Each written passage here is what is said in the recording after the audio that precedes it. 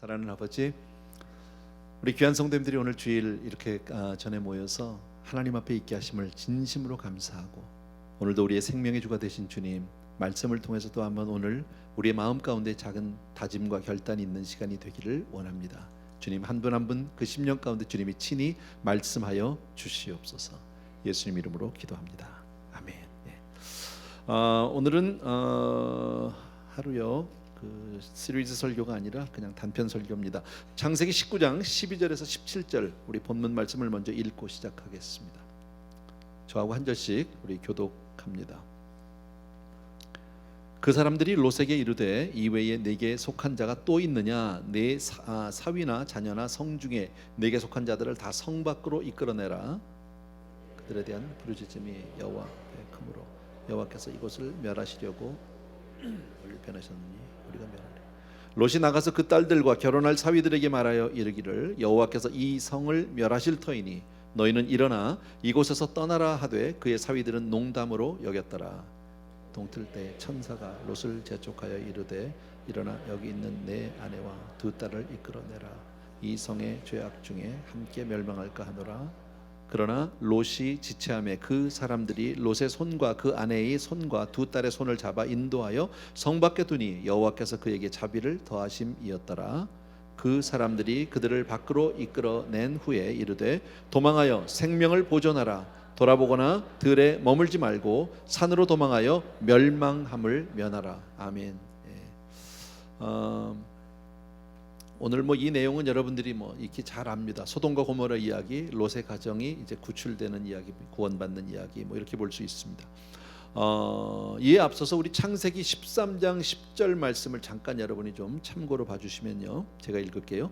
이에 롯이 눈을 들어 요단 지역을 바라본즉 소알까지 온 땅에 물이 넉넉하니 여호와께서 소돔과 고모라를 멸하시기 전이었으므로 여호와의 동산 같고 애굽 땅과 같았더라. 자, 소돔이라는 곳, 소돔과 고모라라는 이 땅은 원래 어떤 곳입니까? 물이 많고, 그리고 여호와의 동산, 그러니까 에덴 동산 같았나 봐요. 에덴 동산을 가보진 못했을 텐데 이 사람들이 이렇게 썼는데 얼마나 좋았으면 참 좋은 곳. 그리고 애굽 땅, 당시에 가장 크고 잘 사는 나라, 그러니까 최고로 좋은 곳이죠. 소돔은 이렇게, 소돔과 고모라는 이렇게 좋았던 땅이요, 비옥한 곳이고 화려한 곳이고 누구나 가기를 원했던 그러한 땅입니다. 그런데 그 땅이, 그곳이 죄로 인하여 저주를 받습니다. 그죠? 역사 이래로 불과 유황으로 심판을 받은 곳은 거기밖에 없으니까요. 하나님이 직접 심판하신 그런 아주 끔찍한 곳이 됐죠. 왜 소돔 사람들이 그렇게 심판을 받았죠? 무슨 죄죠? 여러 가지 죄가 있는데 그 가운데 대표적인 것은 소돔의 죄. 그러면 도덕적 타락, 성적인 타락, 그죠? 그래서 거기서 나온 단어가 소돔이라는 단어, 소도마이트 이런 단어들이 있죠. 소돔 사람들의 그 죄악상을 가리키는 단어, 아주 더럽고 추악하고 그런 아주 악한 죄에 대한 말을 그렇게 소돔이라는 단어를 씁니다. 물론 세상은 그 외에도 많은 죄들이 있습니다. 소돔에도 그랬을 겁니다. 정치, 경제, 사회, 문화 모든 면에서 죄들이 있었겠지만, 그러나 그 가운데 모든 것 가운데 가장 근본적인 죄는 인간성의 타락을 이야기한다라는 겁니다. 근데 그렇게 아름다웠던 곳이 그렇게 멸망했어요. 아주 제일 저주받고 멸망을 받은 곳으로. 지금 어딘지 아세요? 지금 어디냐면 우리 성도님들이 성지순례를 가면 꼭 가보는 곳이에요. 사해. 그 지역이에요. 사해 지역. 근데 사해가 왜 사해 됐는지 아시죠, 여러분? 요단, 갈릴리 막 많은 물들이 다 글로 들어오는데 내보내진 않아요. 그냥 다 자기밖에 모르는, 결국은 거기가 어때요? 가서 한 번씩, 저도 사해바다를 들어가 본 적이 있는데 염분이 얼마나 강한지 몇 배인지 모르겠어요. 다 잊어버렸는데 보통 다른 바닷물보다 한 10배 이상 그런 것 같아요. 정확히는 모르겠는데 가보면 잘 떠요. 근데 그 물에 5분 이상 있으면 큰일 나요, 몸에. 그래서 빨리 나와야 돼. 5분인지 몇 분 안 됩니다. 그런 곳입니다. 자, 이 말씀을 통해서 우리가 지금 이 시대의 우리의 모습을 한번 생각해 보고 싶은 거죠. 우리가 사는 이 사회는 정말 여러 가지 문제가 끊임없이 일어나고 있습니다. 과학 문명이 많이 발달됐습니다. 생활 환경이 과거에 비해서는 말할 수 없이 좋아졌고 풍요로워진 것 우리 다 압니다. 그런데 범죄는 어때요? 날로 더 늘어가고 더 지능적이고 더 악랄해지고 더 힘든다라는 거예요. 뭐 많이 배우고 못 배우고의 문제는 아닌 것 같아요. 과거에는 무식이 죄다 그랬는데 꼭 그렇지 않아요. 배운 사람 배운 사람대로, 못 배운 사람 못 배운 사람대로, 높은 사람은 높은 사람대로, 낮은 사람은 낮은 사람대로 죄를 저지르는 사람들이 얼마나 많았는지 몰라요. 뭐 과거 한 1세기 전 책을 통해서 보면 뭐 19세기 20세기 초 얘기하는데 저는 그러다가 저 자신을 생각해 봤어요. 우리를요. 그러니까 우리 지금 제 세대들이 많이 계시는데 어렸을 때요, 막연하지만 한 50년 전으로 돌아가는 거죠. 그때 어떤 생각들을 했냐면 우리들은요, 앞으로 이 세상이 많이 발달하고 발전해서 정말 아주 멋지고 행복한 세상이 될 거라는 그런 기대가 있었어요. 꿈을 꿨어요. 앞으로 우리가 살 세상은 정말 좋아질 것이다. 정말 아름다울 것이다. 정말 현실은 어떻습니까? 아까도 말씀드린 대로 과학 문명은 엄청난 발전을 보았습니다. 정말 기가 막힌 그 기기들이 얼마나 많은지 모르고 우리가 그 많은 문명의 이기들을 다 누리고 있는 것도 사실입니다. 과거에 비해서 풍요로워진 것도 맞습니다. 상당히 풍요로워졌습니다. 맞습니다. 그런데 세상은요, 아름답진 않아요. 과거에 비해서 더 살기가 힘들고 각박하고 더 메말라가고 있고요. 분명히 많은 것을 발전했는데 우리가 여기서 뭘 할 수 있냐면요, 물질도 혹은 어떤 뭐 교육도 정치도 경제도 그 어떤 것도 세상을 바꿔놓을 수는 없다라는 거예요. 가면 갈수록 더 힘들어진다. 얼마 전에 우리 성도님 한 분이 좀 이렇게 못 사는 나라를 이제 다녀오셨어요. 근데 저를 만나서 가니까 못 살긴 하는데 홈레스는 여기 같이 없던데요. 미국은 지금 막 트럼프 대통령이 얼마나 잘 산다 그럽니까? 지금 미국이 너무 좋다, 경제가 너무 좋다, 잘 산다 그러는데 점점 홈레스는 많아집니다. 엄청나게 많아집니다.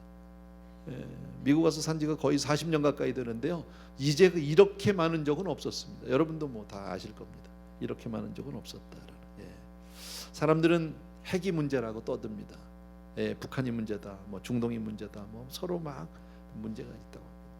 인구 문제, 그죠? 식량 문제, 지구 온난화, 뭐 여러 가지 문제들, 바로 이런 이유 때문에 세상이 망할 거라고 얘기하는데, 뭐 제가 역사학자는 아니고 역사를 전공한 사람도 아니지만 역사를 보면 망하는 나라는 어느 나라도 그런 것 때문에 망하지 않았어요. 도덕성 때문에 망했어요. 망한 나라들은 다 어떤 인간의 타락과 죄악 때문에 망했지 이런 어떤 외적인 요소 때문에 망하지 않았더라고요. 보니까. 성경에도 보면 많은 나라들이 사라진 나라들이 있잖아요. 당대 최고 강국이라고 얘기하는 애굽. 물론 지금 이집트가 있지만 그때 애굽하고는 완전히 다른 나라고요. 바벨론 최강국에 다 어디 갔고요. 로마 제국. 그 로마 제국의 멸망의 원인은 우리가 너무 잘 알죠. 어떤 그 성적인 타락이라든지 이런 거. 우리 한국 역사를 보더라도 삼국시대 때 백제라는 나라를 여러분이 아실 겁니다. 백제의 마지막 왕이 누구죠? 무슨 왕? 의자왕. 여러분 다 앉아있는 의자왕인데, 의자왕 그러면 꼭 같이 붙는 게 있어요. 의자왕과 삼천궁녀예요. 삼천궁녀. 망할 수밖에 없어요. 솔로몬 1000명이 있었어요. 후궁이. 그죠? 나라가 못 살아서가 아닙니다. 솔로몬 때 가장 풍악했습니다. 외교도 잘했고 정치도 잘했고 경제도 좋았습니다. 그러나 도덕의 무너짐, 바로 이런 거다. 지금 세대가 어떻습니까? 어떤 통계들을 조금 보았습니다. 유럽에 있는 선진국들입니다. 우리가 소위 알고 있는 그 유명한 나라들입니다. 거기서 내놓은 통계를 보면 현재 태어나는 아이들 가운데 3분의 2가 미혼모로부터 태어난답니다. 그러니까 아버지가 누군지를 모르는 거예요. 그냥 되는 대로 살다가 생긴 아이들이에요. 태어나면서부터 그 아이들은 그냥 브로큰 패밀리에서 그런 문제를 안고 자라나게 된다라는 거예요. 앞으로 불보듯이 뻔하죠. 어떤 문제들이 벌어질지는요. 미국은 참 저는 이거 보고 상당히 놀랐는데요. 정상적인 가정입니다. 보통 가정. 양 부모가 있고 양친이 있고 그 가운데서 태어나서 그 가운데 아름답게 자라서 건강하게 자라서 그 아이가 결혼해서 살 가정을 이루는 그 확률, 그 퍼센티지가 얼마나 되는지 아세요? 너무나 정상적인 거잖아요. 양친 있는 데서 태어나서 거기서 자라서 거기서 커서 거기서 결혼한다. 뭐 지극히 정상적인 거죠. 몇 퍼센트일 것 같으세요? 8%. 10%가 안 돼요. 그만큼 가정 문제가 심각하다. 요즘 젊은 세대들요 40%가 결혼하지 않아요. 그래서 요즘을 미혼 세대 혹은 불혼 세대라고 이야기한답니다. 바로 얼마 전까지 한국에서 유행하던 그 말 가운데 이런 게 3포 세대, 5포 세대, 7포 세대 뭐 이런 거. 그 뭐예요? 3가지를 포기하고 사는 세대, 5가지 포기하고 7가지 포기하고 뭐 이런 거예요. 일본에서 온 그런 용어인데요. 3포는 뭐냐면요. 전에도 제가 말씀드렸을 거예요. 일단 결혼을 포기하고, 집을 사는 걸 포기하고, 뭐 이렇게 포기하고 사는 거예요. 참 너무 메마른 세대죠. 왜 교육이 이 문제를 해결하지 못할까요? 지금 우리 자녀들 세대는 그 어느 세대보다도 공부 많이 한 세대인데, 웬만한 자녀들은 다 거의 대학에서 멈추는 자녀들이 거의 없어요. 요즘에는요. 대학원까지도 가요. 예전에는 대학원 나오면 정말 몇 사람 안 되는데 요새는 대학원이 깔렸어요. 그냥 기본이야. 그렇게 사는 이유는 그냥 매이고 싶지 않다라는 거예요. 그죠? 내가 책임지고 살고 싶지 않다. 그냥 한 남자 한 여자를 위해서 내 인생을 그렇게 매여서 꼭 살 필요가 있겠는가? 나 편한 대로 살고 내가 즐길 대로 즐기고 내 마음대로 자유하고 방종하고 싶다. 뭐 그런 거죠. 한국의 통계를 보니까 현재요. 통계청에서 나온 통계가 대학생들 10명 중에서 4명이 이미 동거를 하고 있거나 경험을 했거나. 아무렇지도 않아요. 요새는요. 놀라지도 않죠. 우리도. 그죠? 이게 얼마나 이상한 세대인지 몰라요. 어렸을 때를 생각해 봤어요. 여러분도 과거로 한번 돌아가 보세요. TV, 막 흑백 TV, 뭐 컬러 텔레비전이 막 나왔을 때요. 드라마도 있었고 가끔 주말에 보면 주말의 명화 이런 게 있었어. 한국 영화나 한국 드라마에는 남녀간의 키스 장면이 없었어. 잘 있으면 포옹하는 거예요. 그죠?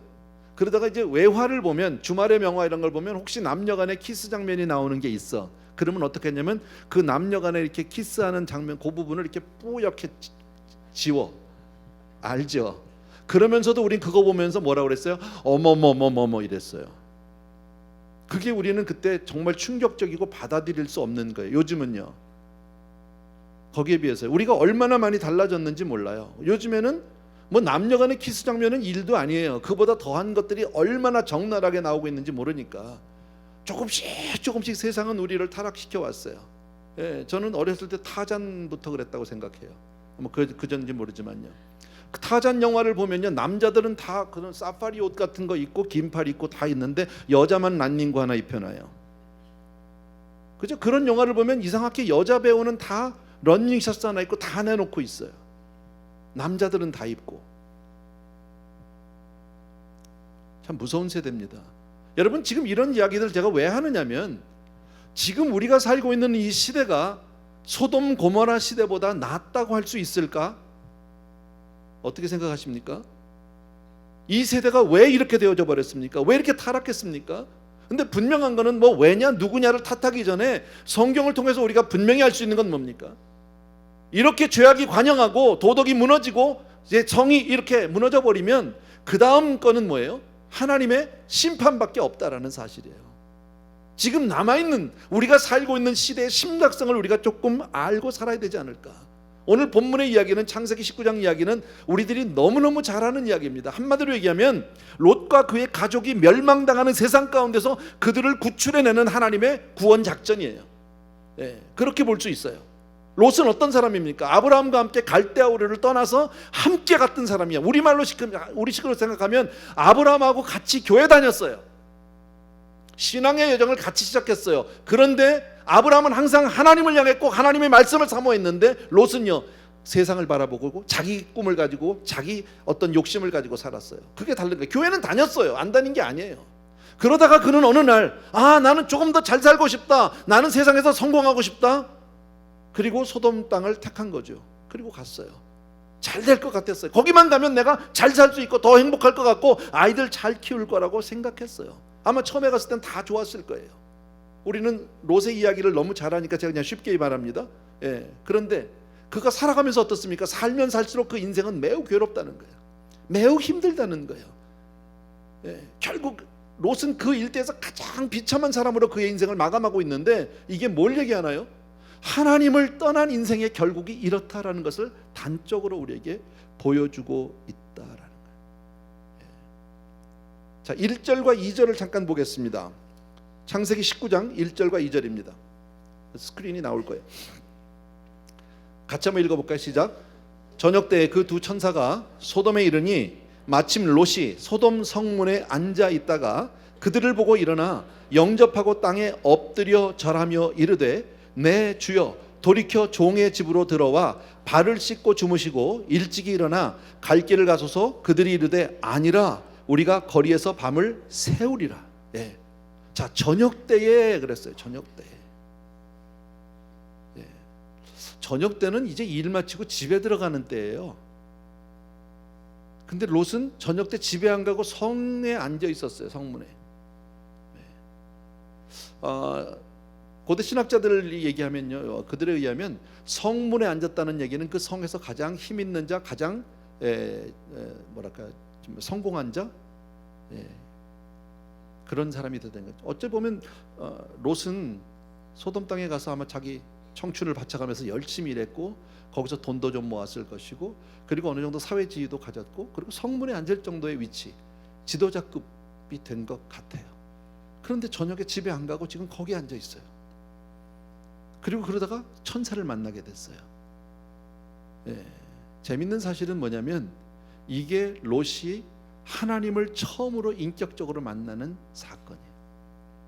그 전까지 한 번도 하나님을 개인적으로 인격적으로 만난 적이 없어요. 나는 우리 성도님들 중에도 혹시 아직 하나님을 인격적으로 만난 분이 만난 적이 없다면 정말 인격적으로 만나는 그런 사건이 있게 되길 바랍니다. 예. 근데 이것이 우연이 아니에요. 지금 롯은 어느 날 성문에 앉아있다가 그냥 두 천사가 우연히 만난 것 같은데 우연이 아니에요. 왜 우연이 아닌 걸 아냐면 그 앞에 창세기 18장을 보게 되면 하나님이 아브라함의 집을 찾아갔던 적이 있어요. 아브라함이 그들을 하나님을 영접했고, 그리고 나서 하나님이 그들에게 얘기하죠. 어디로 가세요? 나 이제 소돔으로 간다. 거기를 멸하러 간다. 그 땅이 너무 죄악이 많아서 내가 멸하러 간다. 아브라함이 갑자기 큰일 났어요. 왜? 조카가 살고 있어요. 롯이 살고 있어요. 그래서 하나님 앞에 이제 매달리기 시작하죠. 하나님, 그 성에 의인과 죄인이 함께 있다면 그 성을 어떻게 멸하실 수 있습니까? 의인이 있다면 그럴 수 없겠지. 의인 50명 있으면 어떡하실래요? 그럼 내가 50명으로 인해서 그 성을 구원해 주겠다고. 그러고 났는데 응답 받은 거죠. 그런데 보니까 불안해. 50명이 안 될지도 몰라. 40명이면요. 40명이라도 내가 봐주마. 그러다가 10명까지 내려온 거 아니에요? 10명에서는 자신을 했던 거죠. 어쨌든 아브라함의 중보기도라는 거예요. 그 중보기도 때문에 롯에게는 하나님을 만날 수 있는 기회가 생겼어요. 여기서 우리가 한 가지 배워야 할 게 뭡니까? 우리 분명히 여러분 가족 가운데 혹은 자녀들 가운데 아직 하나님을 인격적으로 만나지 못한 사람이 있어요. 어떻게 해야 합니까? 기도해야 합니다. 중보해야 합니다. 나의 중보로 인해서 내 기도 대상자가, 내가 기도하는 그 사람이 하나님을 만날 기회가 생길 수 있다라는 거예요. 저는 그렇게 해서 만났어요. 저는 제가 하나님을 알지 못할 때 우리 어머니의 수없이 많은 기도가 있었어요. 알지 못하는 사람들에게 제 기도 부탁을 많이 하셨어요. 그 많은 기도가 어느 날 하나님과 제가 만날 수 있는, 인격적으로 만나는 놀라운 기회, 축복의 기회로 변화받게 되었다라는 사실이에요. 여러분, 하나님은 오늘도 우리 한 사람 한 사람을 통해서 정말 그 잃어버린 영혼들을 찾기 원하시고 구원해 주길 원하시는 줄로 믿습니다. 생각해 보십시오. 하나님이 소돔과 고모라를 멸하기가, 죄악이 관영하니까, 죄의 삭은 사망이니까 멸망시키는 지극히 당연한 일이고, 하나님이 하시는 일에 대해서 누가 거기에 대해서 토를 다룰 수 있는 사람은 아무도 없어요. 그렇죠? 근데 하나님 왜 아브라함한테 가서 그 얘기를 하나요? 왜 아브라함을 찾아갔어야 하나요? 아브라함한테 갈 이유가 없어요. 그냥 소돔으로 바로 가셔도 아무 문제가 없는 거예요. 근데 아브라함을 찾아가셨어요. 여러분, 하나님이 시내산 꼭대기에서 금식 기도하고 있는 모세를 찾아가셨어요. 뭐라고 얘기합니까? 가서 이 백성이 아주 밑에서는 지금 뭐 금송아지 만들어 놓고 난리가 났죠. 하나님이 이 백성이 아주 패역하고 목이 곧은 백성이라 내가 이제 멸하려고 한다는 거죠. 멸망시키겠다고. 그 얘기를 왜 모세한테 와서 합니까? 여러분, 모세는 하나님의 종입니다. 아니, 어느 주인이 자기 종한테 가서 허락을 구합니까? 상식적으로 맞지 않아요. 그런데 하나님이 모세를 찾아가셨어요. 가서 그 얘기를, 당신의 속을 다 드러냈어요. 그때 모세가 뭐 했죠? 하나님, 안 됩니다. 내 이름을 생명책에서 지워버린 한이 있어도 그런 일은 절대 안 됩니다. 날 보고서 살려주십시오. 그랬더니 하나님이, 그래, 내가 네 얼굴 보고 한번 참으마 이랬어. 내려갔죠. 물론 말은 좀 바꿨지만요. 그죠? 여러분, 이 얘기는 뭘까요? 하나님은 굳이 아브라함을 찾아가지 않아도 됐고 모세를 찾아가지 않으셔도 됐는데 일부러 그들을 찾아가셨다는 거죠. 무엇 때문에요? 우리 보러 기도하라고. 오늘 이런 설교를 통해서 우리에게 기도하라고. 얼마나 많은 부모님들이, 난 이런 분들 봤어요. 아이가 교회를 나가지 않아요. 예수를 믿지 않아요. 그런데 아무 걱정이 없어요. 좋은 학교 다니는 걸로 그냥 만족하고 사세요. 그리고 언젠간 되겠죠. 때가 있겠죠. 여러분, 우리에게 내일이 없을 수도 있어요. 또 하나, 세상으로 살아봐야 별거 없다라는 거예요. 별거 없다. 여러분, 아까도 말씀드린 대로 예수 없이 사는 인생에 결국 별거 없어요. 다 갖고 다 누린 것 같은데 얼마나 비참한 인생으로 끝나는지 몰라요, 여러분. 예. 자, 또 하나, 롯이 지금 저녁 때 성문에 앉아 있었다. 저녁엔 집에 가야 된다고 그랬잖아. 집에 안 가고 성문에 혼자 앉아 있어. 왜? 성경에 기록은 없지만 저는 그렇게 생각해요. 왜 집에 안 가고 있습니까? 그 시간에 왜 허탈하게 거기 앉아 있습니까? 마음이 너무 허전해, 쓸쓸해, 외로워. 다 가진 것 같아. 뭔가 다 누린 것 같아. 근데 아무것도 없어. 나는 도대체 누구냐는 거죠. 헛돼요. 솔로몬의 고백 아니에요? 다 가져보고 다 누려보고 다 해봤는데 헛되고 헛되고 헛되고 헛되다. 그게 하나님 없는 인생의 결국이에요, 여러분. 그때 하나님이, 천사들이 지나가니까 롯이 얼른 확 붙들었죠. 왜요? 갈급하니까. 심령이 가난하니까. 여러분, 쓸쓸하세요? 혹시 마음이 너무 서글프세요? 주님 만나셔야 하는 거죠. 주님은 갈급한 영혼에게 좋은 거 채워주시는 분이세요. 사모하는 영혼에게 만족케 해주시는 분이세요. 아멘입니까, 여러분? 꼭 기억해 주시기 바랍니다. 자기 집에까지 오시래. 우리 집 처음 봤는데 우리 집으로 모실게요. 우리 집에 오늘 와서 주무세요. 여러분, 자기 집으로까지 이렇게 모신다는 얘기는 정말 최고로 그분들을 대우하고 싶은, 대접하고 싶고 가까이 가고 싶은 마음 아니에요? 그랬더니 천사들이 처음에 뭐라고 그랬어요? 아니라고. 우리 그냥 길에서 있겠다고. 19장 3절을 보면 이렇게 시작합니다. 롯이 간청하며. 여러분, 간청하며. 신앙은 이런 거예요. 신앙은 간절히 매달리고 청하는 거예요. 우리가 처음 은혜 받았을 때 어떻게 해서 은혜 받았습니까? 하나님 앞에, 하나님 정말 나 좀 만나주세요. 나 좀, 주님 한 말씀만 나에게 음성을 들려도 하나님 나 한 번만 터치해 주세요. 뭐 얼마나 우리가 엎드려 울면서 기도하다 하나님의 은혜를 받습니까? 사모하지 않으면, 신앙은 그런 거예요. 간절함이 있어야 하는 거예요, 여러분. 내가 가족을 향한 간절한 기도가 되지 않는다면요, 신앙이 아닌 거예요.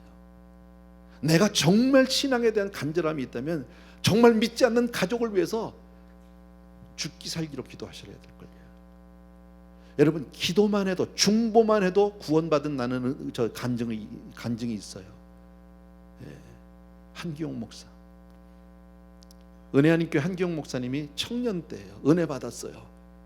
유학생으로 여기 왔었잖아요, 미국에. 그런데 이제 영주권이 없으니까 나갈 수가 없어요, 한국에요. 근데 자기는 예수를 만나고 이제 구원을 얻었는데 자기 가족은 아무도 예수 믿는 사람이 없는 거예요. 어머니부터 형제들부터 아무도 없어요. 그날부터 작정하고 기도하기 시작했어요. 그냥 가족. 어머니 성령 받았어요, 한국에서. 동생 은혜 받고 성령 받고 목사 됐어요. 가족이 다 변했어요. 여러분, 간절했기 때문에. 저와 여러분이 정말 그런 간절한 기도를 배워야 할 줄로 믿습니다. 예, 신앙은 그런 거예요. 그래서 간절히 찾고 구하고 두드리면 반드시 만나게 될 줄로 믿습니다. 아멘. 예. 자, 그리고 어쨌든 천사들이 집에 왔죠. 예, 제가 읽진 않을게요. 오늘 본문을 다 아시니까.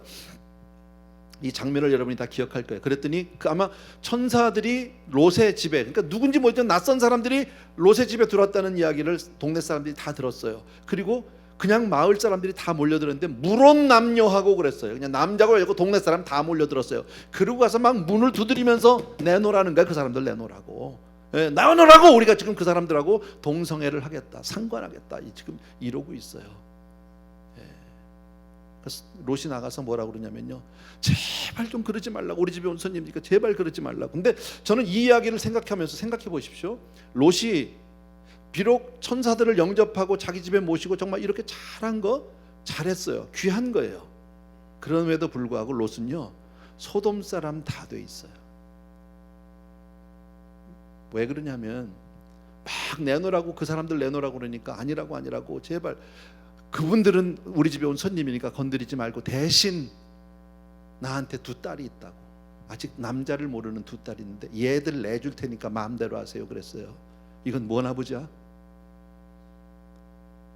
우리가 이해가 잘 안 되는데요, 뭐냐면 이거는 그 시대의 사회가, 소돔이라는 동네가 그런 거예요. 여러분, 요즘도 우리 그런 단어, 이거 단어 강단에서 쓸만한 단어는 아닐 겁니다. 신문이나 이런 데 보면 무슨 원나잇 뭐 그런 거 있죠. 원나잇 스탠드라고 그러나 원나잇이라고 그러나. 예. 나만 미친 사람 같이 쳐다보시는데 아무렇지도 않게 모르는 사람들이 하룻밤을 지내고 그러고 지난 일들이 너무 많잖아. 몇 년 전에 한국에서 뭐 그런 게 있었다면, 묻지마 관광 그런 게 있었다면요, 그냥 그 버스에만 올라타면 서로 안 물어보고 아무하고나 앉으면 그냥 짝이 돼서 그때부터 며칠간을 같이 여행을 하면서 한 방을 쓰는 거죠. 이건 도대체 무슨 나라예요? 여러분, 과거를 생각해 보세요. 여러분, 지금 이 성도덕이 얼마나 무너졌는지 우리가 생각해 보면, 과거에 만약에 결혼하지 않은 딸이 임신을 했다고 한번 생각을 해봅시다. 그런 있었죠, 과거에 가끔. 만약 그런 일이 있으면 이건 뭐 온 동네 창피해서 말도 못할 뻔, 알려지면 동네에서 쫓겨나. 이건요. 요즘은요, 결혼 전에 임신하면 혼수라며 공공연하게 얘기해요. 아무렇지도 않아요. 아이들 결혼해서 사는데 조금만 수틀리면 엄마가 가서 이혼하라고 그래, 요새는요. 옛날에는 뭐라고 그랬습니까? 한 번 출가 외에는 그냥 가서 죽어요. 그 집 귀신이라고 죽어라고 그랬잖아. 근데 요새는요, 가서 마음에 안 들면 관두라고 엄마가 가서 아주 이래 부채질을 한다니까요. 그런 세대예요. 네. 참 무섭죠, 그죠? 네. 두 딸 내주겠다고. 그 당시에는 얼마든지 그게 큰 일이 아니었을 것 같아요. 그런데 사람들이 뭐라고 그래 와서요? 안 된다. 그거 말고 이놈들 날라는 거야. 여자 싫대, 남자 좋대. 남자 내놓으래. 그러고 와서 막 문을 부수려고 했더니요, 그때 천사가 롯을 집 안으로 잡아 끌어들이고 문을 닫았어요. 영화에 보면 그 다음에 천사 둘이 나가서 쫙 이러면 눈이 쫙 머는 건데, 성경에 그런 대목은 없어. 그건 I don't know. 근데 어쨌든 거기 온 사람들이 다 눈이 멀어서 이제 벌을 받게 됐다. 그 얘기가요. 뭐 다 아는 얘기죠, 여러분요. 예. 저는 이렇게 생각합니다. 이 말씀을 보면서 여러분, 롯이 천사들을 자기 집에 들였을 때 사람들이 막 몰려가서 내놓으라고 한 거는, 정말 우리가 어떻게 해서든지 은혜를 받으려고 하면 사탄은 어떻게 해서든지 은혜를 받지 못하게 와서 방해하는 거예요. 끌어내라는 거예요. 은혜 받으면 안 된다는 거예요. 막 이러는 거예요. 예. 그리고 롯은 끝까지 자기 딸을 내주더라도 지키겠다는 건 뭡니까? 믿음이라는, 이게 믿음이에요. 믿음은 어떤 희생을 감수하더라도 믿음을 포기할 수 없는 거예요.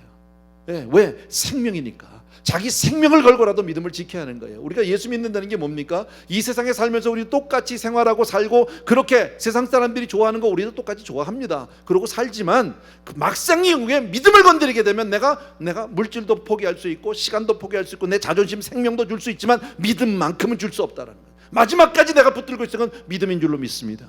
그게 신앙이에요, 여러분. 예. 참 또 하나 감사한 건요, 롯은 그의 생애를 보게 되면 거의 대부분을 신앙 없이 살았어요.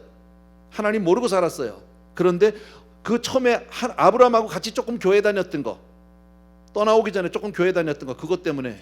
그래서 제가 늘 말씀드리는 게 그거예요. 어려서 주일학교라도 다니면요, 조금 세상에서 이리저리 뭐 깨지고 부서지다 오지만 결국은 돌아오게 된다라는 거예요. 하나님이 다시 은혜로 붙들어 주시는 줄로 믿습니다. 예. 그리고 막 와서 문을 부시고 사람들이 그래도 내놓으라고 했을 때 천사들이 문을 닫고 다시 그걸 물리쳐 준 거와 마찬가지로, 세상에서 우리가 믿음으로 살려고 그렇게 하다가 견디다 못해 쓰러지면 하나님이 지켜주신다라는 거예요. 아멘. 그러니까 믿음은 끝까지 가는 거예요. 아무리 힘이 들어도 죽을 것 같지만 안 죽어요. 왜요? 주께서 다시 나와 함께 해주시기 때문인 줄로 믿습니다. 아멘. 그 다음 얘기가 뭡니까? 그 사람들 다 눈멀게 한 이후에 롯과 그의 가족들에게 얘기하죠. 이 성을 이제 멸할 거라고. 하나님이 이미 이 성을 멸하기로 하셨다고. 빨리 떠나. 너희 가족이 누가 있냐? 사위들이 있느냐? 너희 친척이냐? 빨리 데리고 나가라 그랬어요. 그러니까 롯이 막 급해가지고 사위들에게 갔죠. 그죠? 사위들에게 갔어요. 그리고 여보게 큰일 났네.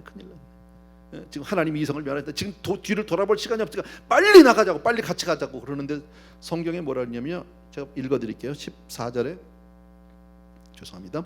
롯이 나가서 그 딸들과 결혼할 사위들에게 말하여 이르기를 여호와께서 이 성을 멸하실 터이니 너희는 일어나 이곳에서 떠나라 하되 그의 사위들은 농담으로 여겼더라. 그게 농담할 분위기는 아니죠. 지금 분위기를 보면요.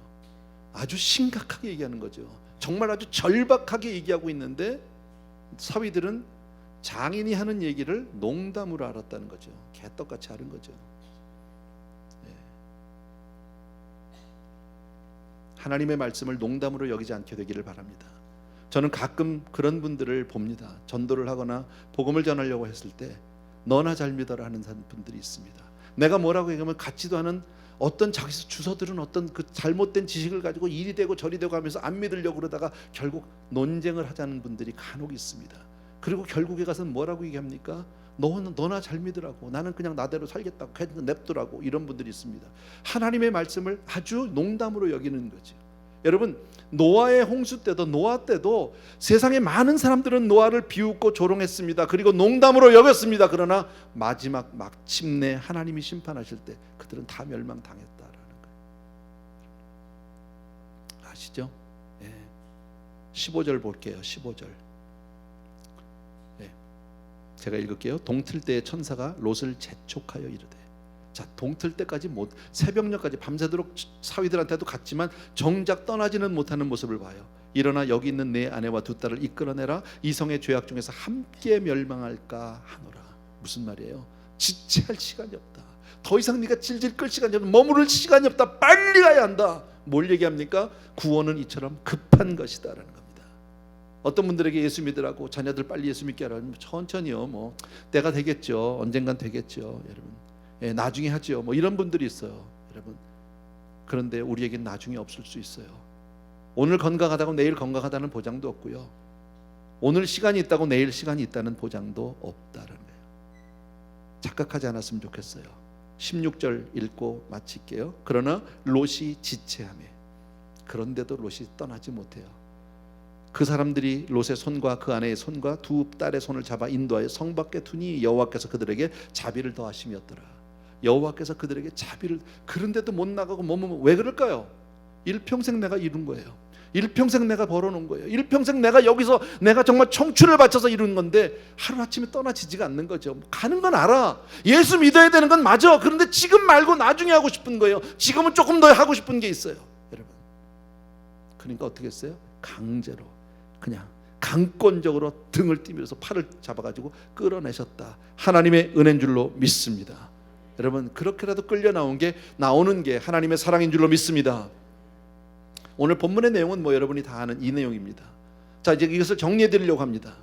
사람에게는 크게 두 가지의 고통이 있다고 얘기합니다. 하나는 바로 절대적인 빈곤에서 오는 고통. 이것은 바로 뭐냐면요, 배고픔, 혹은 아픔, 또 혹은 병드는 거나 아픈 거나 같은 거죠. 뭐 그런 거예요. 정말. 근데 또 하나는 뭐냐면 상대적 빈곤으로 오는 고통이 있어요. 진짜 못 사는 게 아니야.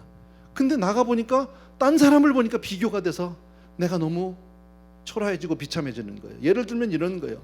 또 아무렇지도 않게 살았어요. 괜찮았어요. 근데 연말에 동창회를 갔어요. 가보니까 다 민코 코트 입고 나왔어. 열을 확 받는 거죠. 갑자기 초라해졌어. 사실 LA에서 민코 코트 안 필요해. 없어도 돼. 사는데 아무 지장 없었어. 근데 동창회 가서 보는 바람에 갑자기 내가 막 초라해지고 비참해지고 이렇게 되는 거예요. 그게 얼마나 괴로운지 몰라요. 저는 목양하면서 그런 경우들을 많이 보았어요. 특히나 우리 여자 성도님들, 좀 예쁜 분들 있잖아. 예쁜 분들이 좀 많이 아파. 신방 간다 그러면 오지 말래. 왜 그러냐면요, 화장이 안 돼 있어. 머리를 아직 못했어. 예쁜 모습을 못 보여주는 게 그게 싫은 거예요. 혹은 잘 살던 분이에요. 큰 집에서 잘 살았어요. 근데 하루아침에 사업이 망했네. 그 쫄딱 해가지고 아파트로 이사를 갔어. 근데 어디로 갔는지 얘기도 안 해. 목사 입장에서는 가서 위로해주고 하나님의 말씀으로 그들을 위로하고 힘을 주고 싶어서 신방 가려고 하는데 오지 말래. 왜? 나의 그 부끄러운 모습을 보여주고 싶지 않은 상대적인 어떤 고통, 아픔이 있는 거예요. 이해해요. 근데 만약에 그러다가 정말 중한 병에 걸리면 어떻게 될까요? 그런 분이 정말 중한 병에 걸리면요, 아파트가 문제겠습니까? 화장을 하는 게 문제겠습니까? 오시라고 하죠. 기다리죠. 사모하죠. 왜?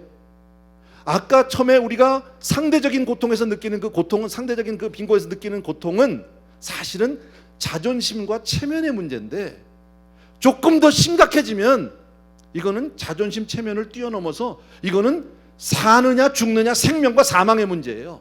거긴 더 이상 내가 체면이고 부끄러움을 따질 때가 아니다라는 겁니다. 제가 왜 이 말씀을 드리는지 아십니까? 구원의 문제는 체면의 문제가 아니라는 거예요.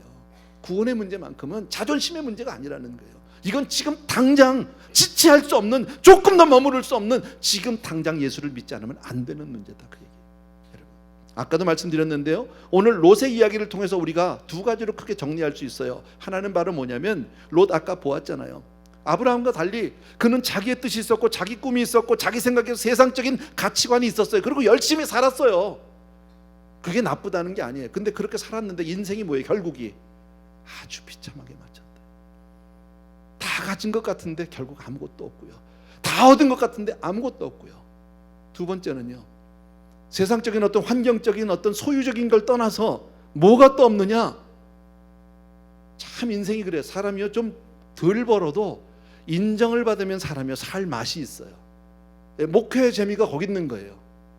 목회는 목사는 돈을 버는 직업은 아니에요. 돈을 많이 벌 수 있는 직업은 아니지만, 그러나 많은 성도님들이 그래도 믿어주고 따라주고 봐주니까 그것 때문에 살만하거든요. 그런데 롯은 그게 하나도 없다. 생각해 보세요. 주변 사람들한테 하나도 인정받지도 못했고 존경받지도 못했다는 것을 우리가 단적으로 알 수 있는 게, 그 늦은 밤에 온 동네 사람들이 와서 문을 두드리면서 내놓으라고 문을 두드리면서 경우 없이 한다는 것은요, 롯이 그 동네 사람들에게 전혀 인정 못 받은 거예요. 어떻게 그 집을 가서 두드립니까? 그분을 내가 평소에 존경했다면, 그분을 내가 평소에 정말 그렇게 경건한 사람으로 보았다면 어떻게 가서 그렇게 함부로 할 수 있습니까? 인정받지 못한 거예요. 또 하나, 자기 자식들한테는요, 사위가 농담으로 알았대. 사람 생각, 지금 여기는 아직 정혼한 사이예요. 결혼을 한 사위도 아니야. 결혼해서 지금 수십 년 동안 같이 살아왔던 장인과 사위의 관계가 아니라 결혼하기 전에 사위와 장인이야. 해봐서 알잖아. 결혼하기 전에는 그 장인은요, 이거는 그냥 하나님이야. 못 먹는 술인데 못 먹어 술을. 근데 장인이 무슨 소리야, 남자는 먹을 한잔 해야지, 마셔 그러면 죽어도 마십니다. 그 앞에서. 장인이니까. 안 그래요? 근데 장인이 하는 말을 농담으로 여겼다고? 왜 그럴까요? 딸이 지 아버지를 개떡같이 하는 거지 뭐. 그런 거 아니에요? 우리 가끔 이런 얘기 듣잖아요. 당신이 나한테 그렇게 하니까 애들이 아버지를 존경할 줄 모른다고, 이렇게 얘기하는 사람이 있어요. 아내에게 존경받지 못한다는 거죠. 따라간다는 거죠. 딸이 그 모양이니까. 가정교육 망친 사람이에요, 이 사람요. 여러분, 뭘 얻었어요?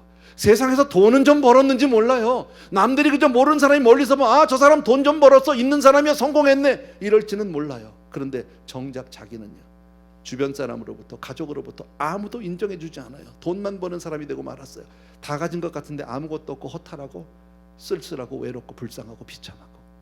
그게 자기 인생인 거예요. 하나님 없이 사는 인생의 결국을 우리에게 보여주고 있다라는 거예요.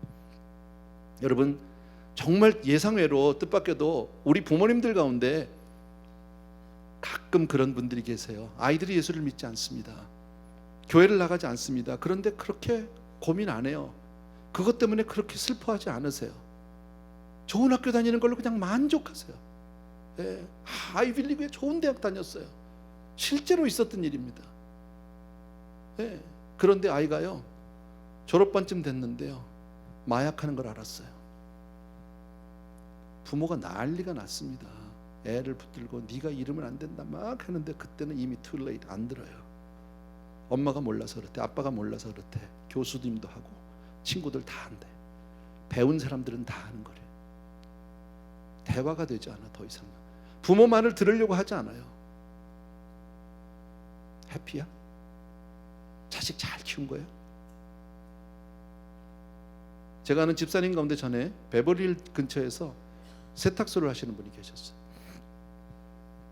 손님들이 의사들도 많고 변호사들도 많고 그렇대요.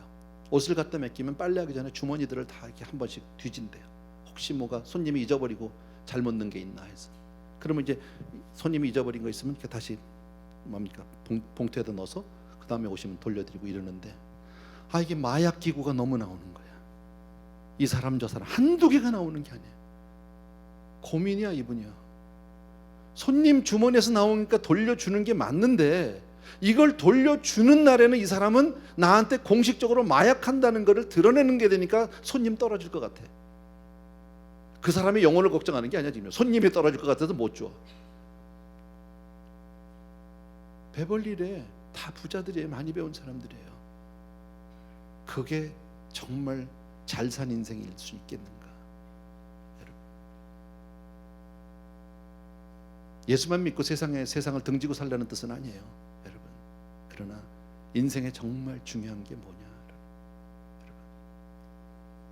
대통령이 된들 클린턴 같이 되면 좋겠습니까?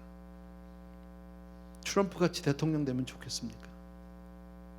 자랑스러울까요? 그 자녀들이 자기 아버지를 존경할까요? 아내가 남편을 믿어줄까요?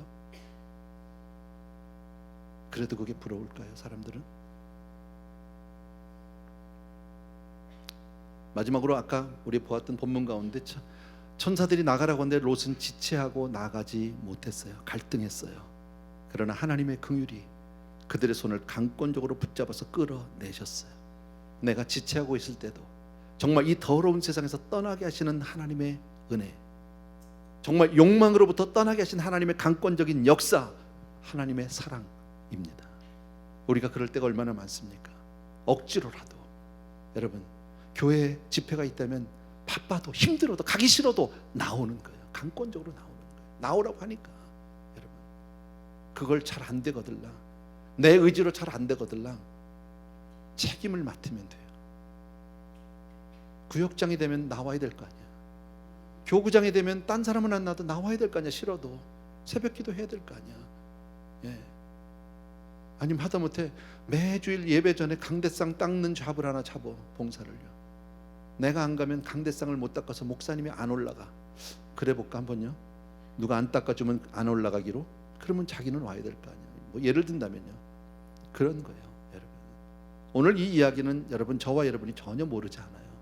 너무 쉬운 이야기고 다 알고 있는 이야기인데, 지금 우리가 살고 있는 시대가 어떤 시대인지를 한번 생각해 보자라는 거예요. 여러분, 우린 너무나도 타락하고 너무나도 무서운 세대에 살고 있어요. 더 이상 자극, 충격이 되지 않는 그런 세대, 마약이 난무하는 세대, 그런 세대에 우리도 살고 우리 자녀들도 살아가고 있어요. 심지어는 우리 자녀들이 그렇게 사는데도 우리는 아무런 부담 없이 언젠간 되겠지, 때가 있겠지 하고 그렇게 둘 수 있다. 한마디만 드릴 거예요. 그냥 지체할 수 없다라는 거예요. 언제까지인지 모르니까, 주님이 언제 오실지 우리는 아무도 모르니까. 여러분, 정말 저는 오늘 여러분과 제가 기도하고 싶은 것은 나 자신을 위해서 먼저 신앙에 깨어있음이 필요할 것 같고요. 두 번째는 내 가족들, 특별히 우리 자녀들, 여러분 대학 보낸 자녀들, 대학 졸업한 자녀들 특별히 위해서 더 기도해 주셔야 합니다. 얼마나 많은 젊은이들이 교회를 떠나고 있는지 모릅니다. 얼마나 많은 젊은이들이 하나님 떠나 살고 있는지 모르는데, 그렇게 살면 롯골 난다. 예외 없습니다. 이것이 하나님이 우리에게 보여주시는 메시지예요. 우리 찬송가 같이 하나 드리고 잠시 기도하고 마치도록 합니다. 나 주의 도움 받고자.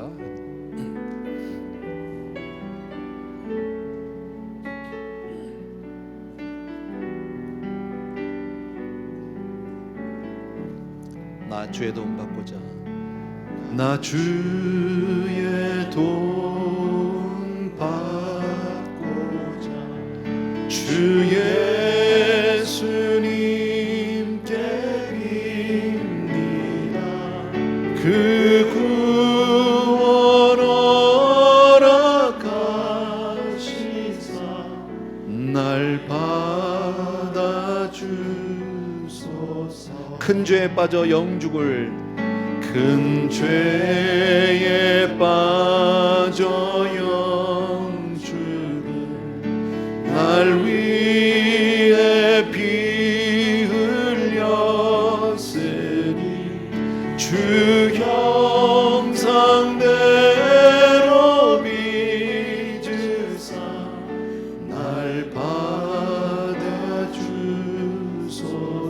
내 모습 이대로 내 모습 이대로 주 받으옵소서.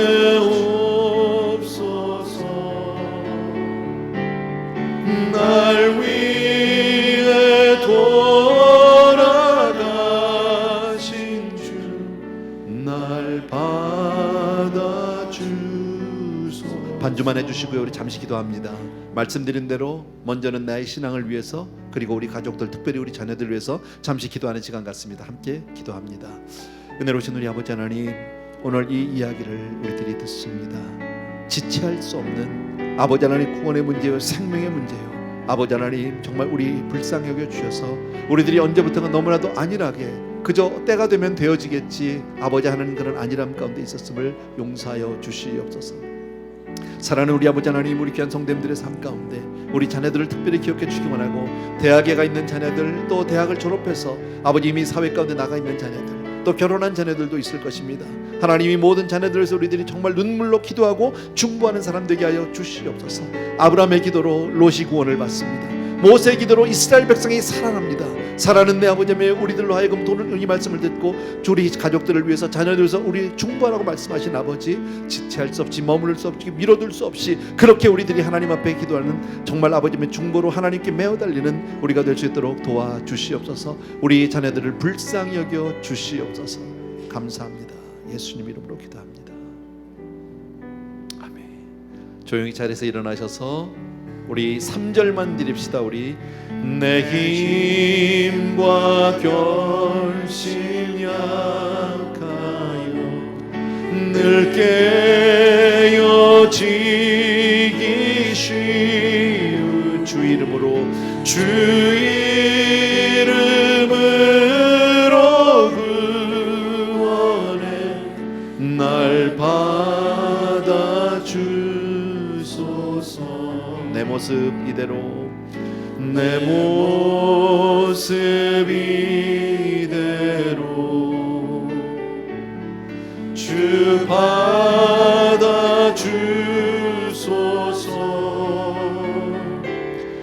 날 위해 돌아가신 주 날 받아주소서. 아멘. 사랑하는 우리 아버지 하나님, 오늘 말씀을 통해서 우리에게 분명 하나님 메시지를 주셨습니다. 아브라함의 중보기도를 통해서 롯이 구원을 얻을 수 있었고, 모세를 통해서 이스라엘 민족이 구원을 얻을 수 있었던 것처럼, 사랑하는 아버지, 우리에게도 오늘 이 메시지를 들려주신 것은 분명 내 자녀들, 내 가족들을 위해서 기도하라 말씀하시는 겁니다. 아버지, 우리들이 깨닫고 정말 중보하는 자가 되겠습니다. 생명 걸고 우리 자녀들을 위해서, 구원을 위해서 하나님 앞에 메어 달리겠습니다. 아버지, 저들의 삶 가운데 주님이 직접 찾아가 주셔서 그들을 구원하여 주시옵소서. 또한 아버지, 오늘도 귀한 예물들을 정성껏 준비해서 하나님께로 올려드리는데, 이것 하나님 앞에 드리는 우리의 고백이요, 우리의 삶이요, 우리의 전부입니다. 주님, 귀한 성도님들의 이 간절함을 받으시고 주님 마음껏 축복하여 응답하여 주시옵소서. 이제는 우리 주 예수 그리스도의 은혜와 하나님 아버지 극진하신 그 사랑하심과 성령님의 오늘도 한 분 한 분 위에 기름 부어 주셔서 정말 끝까지 중보할 수 있는 능력을 주시는 놀라운 하나님의 은혜가 이 자리에 있는 모든 사랑하는 성도님들을 위해 이제로부터 영원토록 함께 계실지어다.